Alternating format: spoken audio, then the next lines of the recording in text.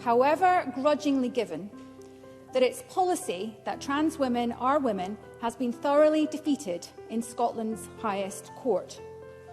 Through a late change in the wording of the law, and without any equality impact assessment, the Gender Representation on Public Boards Act defined women entirely based on self-ID. This was, we were assured, a one-time only redefinition which would have no meaning outside of the Act. But as predicted by women's rights campaigners, however, this new definition was soon used as proof that self-ID was now the law in Scotland and could not be argued against. 4 Women Scotland, some of whom are in the gallery with us today, brought a judicial review on this new definition of women, and the Inner House of the Court of Session ruled on the 18th of February 2022 that it was unlawful.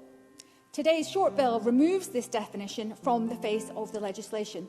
Whether this new definition will have to be changed again in support of 4 Women Scotland's belief, and mine, that for the purposes of the Equality Act, women should be defined entirely on the basis of biological sex.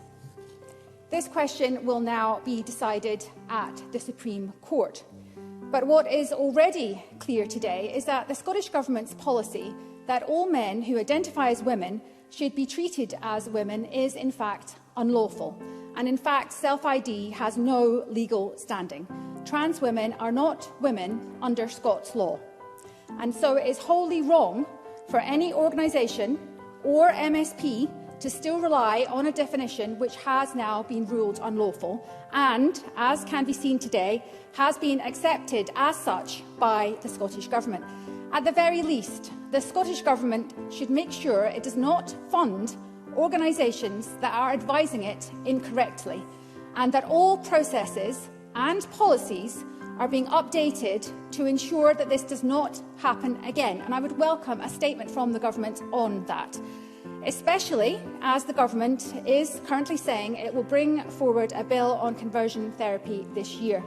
And I'm also wondering, as others in the Chamber might be, when will the Scottish Government advise its own MSPs what the law is saying in this regard? This debacle, after all, was the start of a whole suite of legislation, together with the Hate Crime Bill, the Gender Recognition Reform Bill, based, as far as I can see, on the demands of lobby groups the Government is funding, and it is entirely symptomatic of the failings of a government pursuing legislation costing hundreds of thousands of pounds of public money that do not reflect the view of the public, and money that I'm sure would be much better spent elsewhere. All of this has undermined trust, fatally I think, in the Scottish Government. But most disturbingly, as an independent supporter, it has undermined trust in the Scottish Parliament as an institution.